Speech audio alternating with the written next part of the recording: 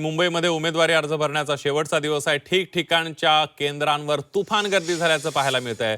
उमेदवारांची अर्ज भरण्याची लगबग सुरू झाली आहे.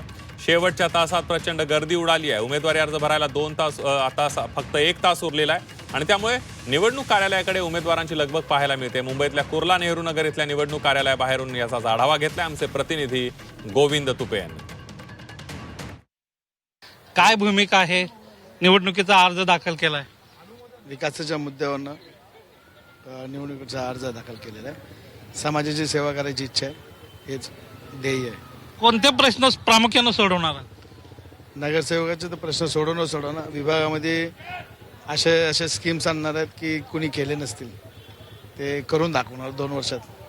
उद्धव ठाकरेंचे निकटवर्ती आहे म्हणून तुमच्याकडे बघितलं जातं. तुमच्या वाढदिवसाला स्वतः पक्षप्रमुख उद्धव ठाकरे आले होते. बऱ्याच गोष्टींवर त्यांनी भाष्य केलं होतं. खूप अपेक्षा लागलेत. साहेबांचा आशीर्वाद आहे म्हणून झाले ना. हरीश सावंतसह गोविंद तुपे, झी 24 तास, मुंबई.